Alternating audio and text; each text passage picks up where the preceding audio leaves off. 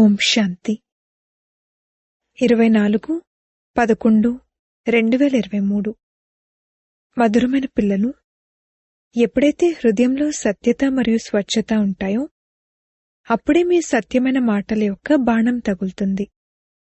మీకు సత్యమైన తండ్రి యొక్క సాంగత్యం లభించింది కావున సత్యమైన వారిగా అవ్వండి.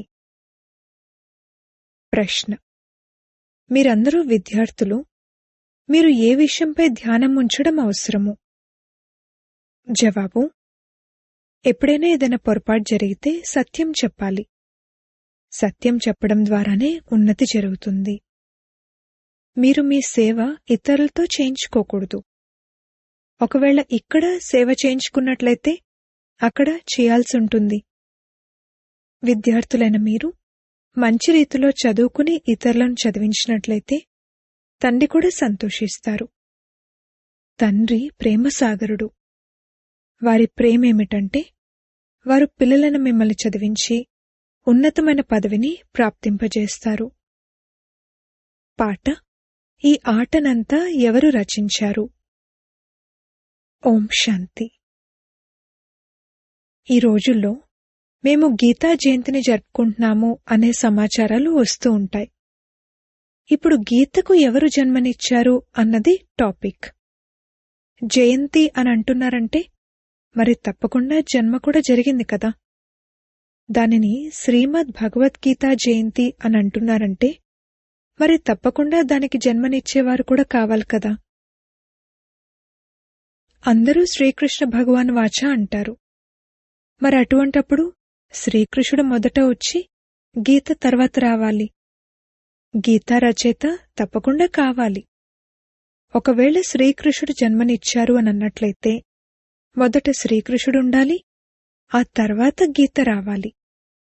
కాని శ్రీకృష్ణుడు చిన్న బాలుడు, అతను గీతను వినిపించలేరు. గీతకు జన్మనిచ్చేవారెవరు అన్నది నిరూపించాలి. ఇది గుహ్యమైన విషయం. శ్రీకృష్ణుడైతే తల్లి గర్భం నుండి జన్మ తీసుకుంటారు. అతను సత్యుగ రాకుమారుడు. అతను గీత ద్వారా రాజయోగాన్ని నేర్చుకుని స్వయం రాజకుమారుని పదవిని పొందారు. ఇప్పుడు గీతకు జన్మనిచ్చేదెవరు? పరంపిత పరమాత్మ శివుడా లేక శ్రీకృష్ణుడా? శ్రీకృష్ణుణ్ణి వాస్తవానికి త్రిలోకనాథుడు, త్రికాలదర్శి అని కూడా అనలేరు. త్రిలోకనాథుడు, త్రికాలదర్శి అని ఒక్కర్నే అంటారు. త్రిలోకనాథుడు అనగా 3 లోకాలపై రాజ్యం చేసేవారు. మూలవతనం, సూక్ష్మవతనం, స్థూలవతనం, ఈ మూడింటిని త్రిలోకాలు అంటారు. వీటి గురించి తెలిసినవారు త్రిలోకనాథుడు, త్రికాలదర్శి అయిన పరంపిత పరమాత్మ శివుడు. ఈ మహిమ వారిదే, అంతేగాని శ్రీకృష్ణునిది కాదు. శ్రీకృష్ణుడి మహిమ 16 కళల సంపూర్ణుడు, సర్వగుణ సంపన్నుడు. అతణ్ణి చంద్రునితో పోలుస్తారు. పరమాత్మను చంద్రునితో పోల్చరు. వారి కర్తవ్యమే వేరు. వారు గీతకు జన్మనిచ్చే రచయిత.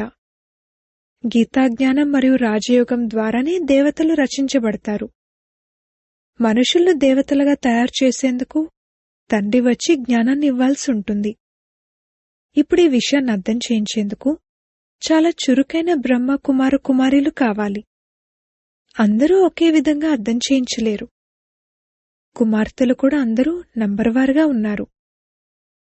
టాపిక్ కూడా ఈ విధంగా పెట్టాలి: శ్రీమద్ భగవద్గీతకు ఎవరు జన్మనిచ్చారు? దీని కొరకు వ్యత్యాసాన్ని అర్థం చేయించాలి. భగవంతుడైతే ఒక్కరే. వారు పరంపిత పరమాత్మ శివుడు.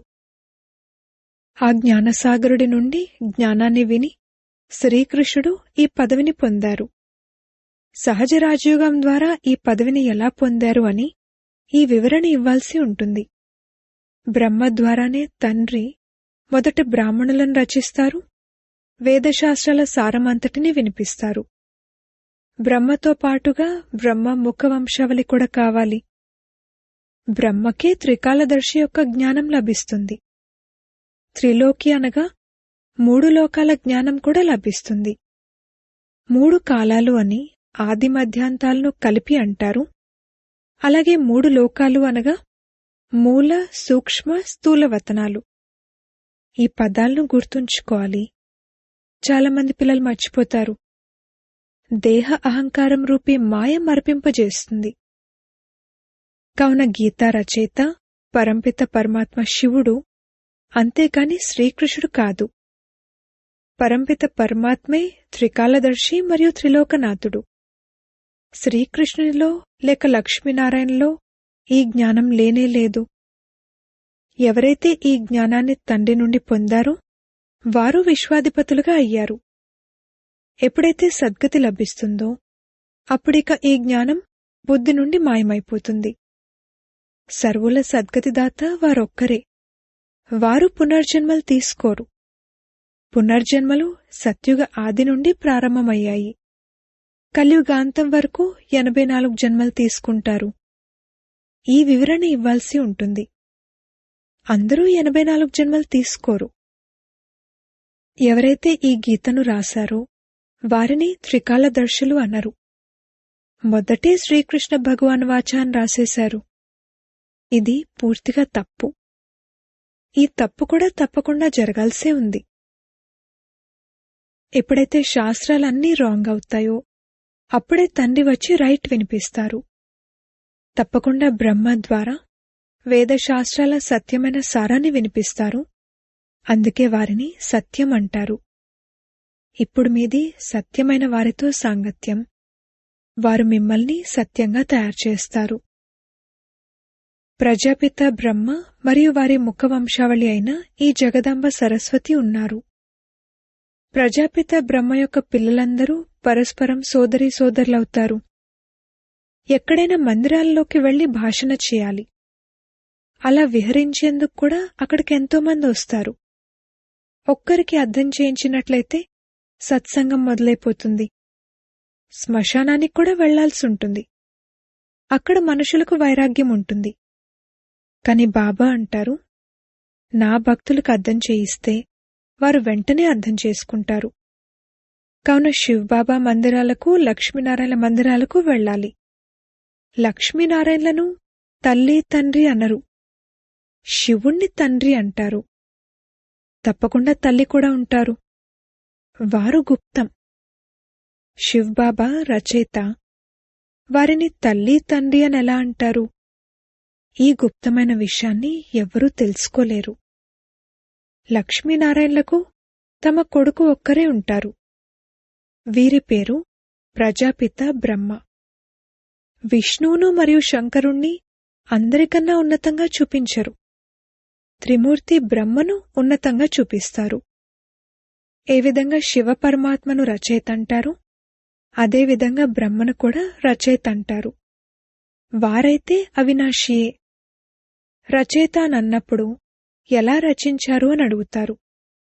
వారు ఉన్నదే రచయిత. ఇకపోతే రచన అనేది బ్రహ్మ ద్వారా జరుగుతుంది. ఇప్పుడు బ్రహ్మ ద్వారా పరమాత్మ సర్వాత్మలకు సృష్టి యొక్క ఆది మధ్యాంతాల జ్ఞానాన్ని ఇస్తారు. వేదశాస్త్రాలు మొదలైనవన్నీ భక్తి మార్గపు సామాగ్రి. భక్తి మార్గం అర్ధకల్పం నడుస్తుంది. ఇది జ్ఞానకాండం.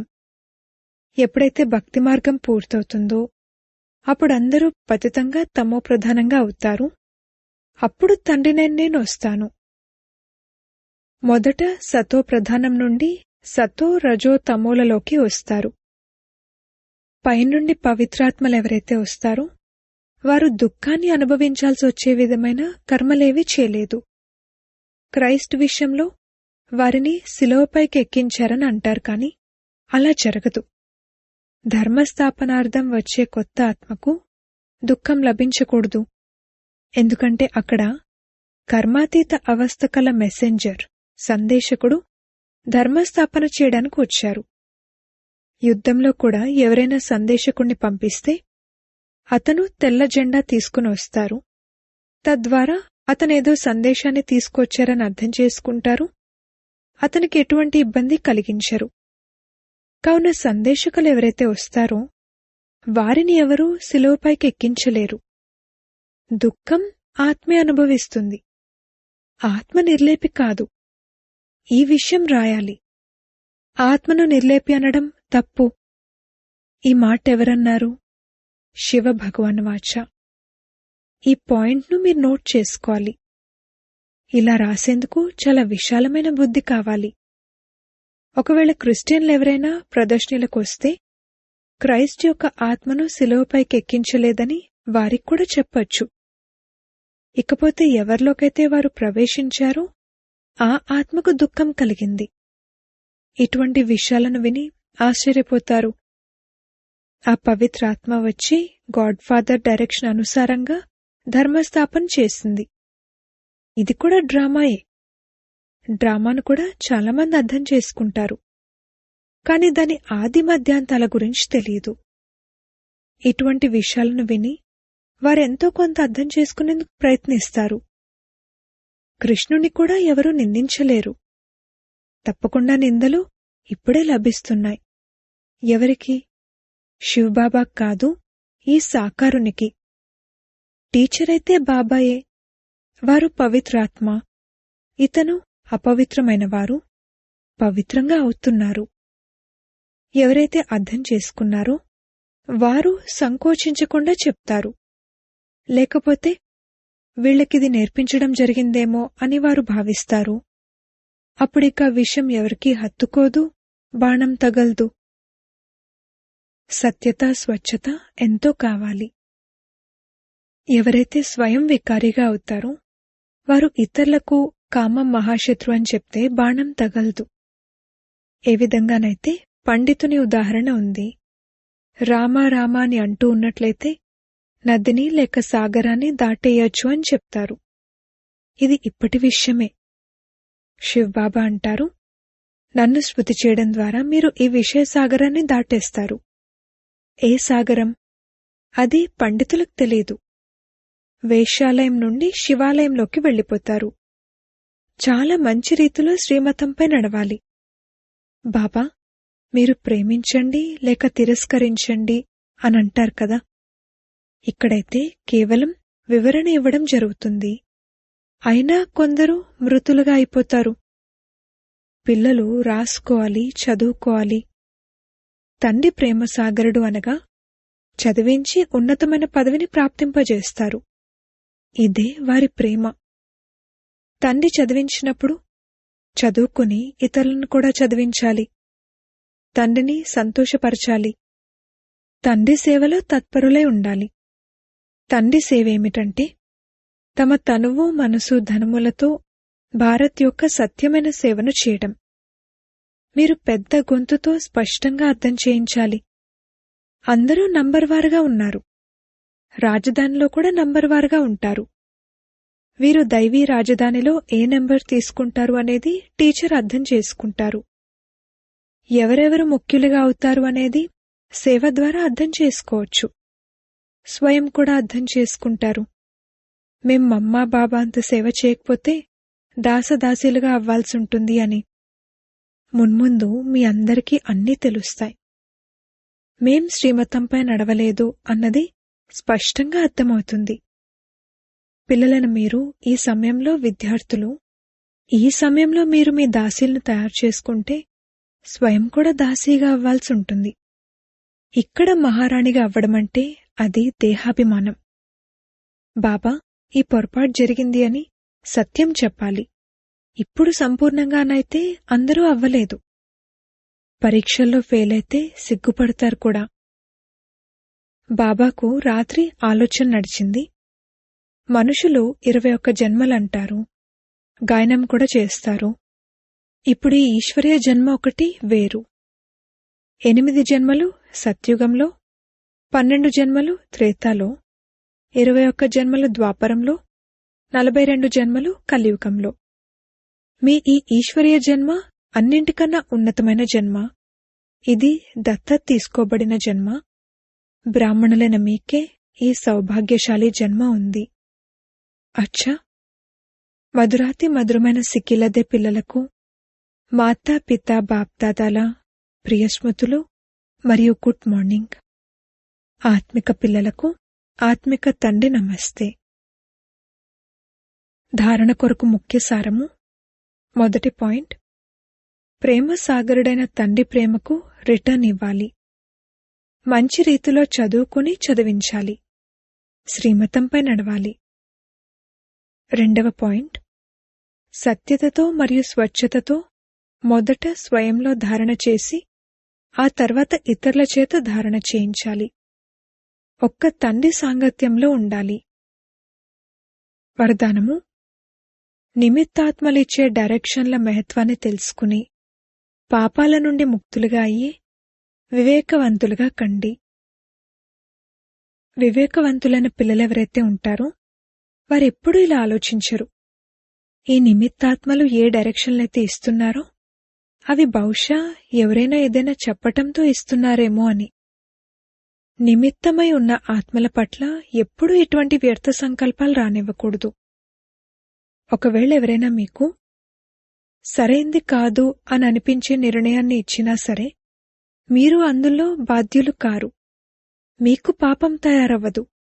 ఎందుకంటే ఎవరైతే వీరిని నిమిత్తులుగా చేశారో ఆ తండ్రి పాపాన్ని కూడా మార్చేస్తారు. ఇది గుప్తమైన రహస్యం, గుప్తమైన మెషినరీ. స్లోగన్: ఎవరైతే విశ్రాంతి ప్రియులుగా కాకుండా ప్రభు ప్రియులుగా మరియు విశ్వప్రియులుగా ఉంటారో వారే నిజాయితీ పరులు. మాతేశ్వరి గారి మధుర మహావాక్యాలు. మనుషులకు 84 జన్మలున్నాయి. అంతేకాని 84 లక్షల యోనులలోకి ప్రవేశించరు. ప్రభు పిల్లలైన మమ్మల్ని ఆవలి తీరానికి తీసుకువెళ్ళండి అని మనమేదైతే అంటామో, ఇక్కడ ఆవలి తీరం అంటే అర్థమేమిటి? మనుషులేమనుకుంటారంటే ఆవలి తీరం అంటే జనన మరణ చక్రంలోకి రాకపోవడం, అనగా ముక్తులుగా అయిపోవడం అని. ఇప్పుడివి మనుషులనుకునే మాటలు. కాని తండ్రి ఏమంటారంటే, పిల్లలు నిజంగా ఎక్కడైతే సుఖశాంతులున్నాయో, దుఃఖ అశాంతులుండవో దానిని ప్రపంచమనరు. మనుషులు సుఖాన్ని కోరుకుంటున్నారంటే అది తప్పకుండా ఈ జీవితంలోనే ఉండాలి. ఇప్పుడు అదైతే సత్యుగి వైకుంఠం, దేవతల ప్రపంచం. అక్కడ సదా సుఖమయమైన జీవితం ఉండేది. ఆ దేవతల్నే అమరులు అంటారు. ఇప్పుడు అమరులు అన్నదానికి కూడా అర్థమేమీ లేదు. అయితే దేవతల ఆయు ఎంత ఎక్కువగా ఉంటుందంటే వారెప్పుడూ మరణించరు అన్నట్లు కాదు. ఇలా చెప్పడం వారి పొరపాటు. ఎందుకంటే వారు అలా లేరు. వారి ఆయువు సత్యుగం నుండి మొదలుకుని త్రేతా వరకు ఉండదు. కాకపోతే దేవీదేవతల జన్మలు సత్యత్రేతాయుగాలలో ఎన్నో ఉన్నాయి.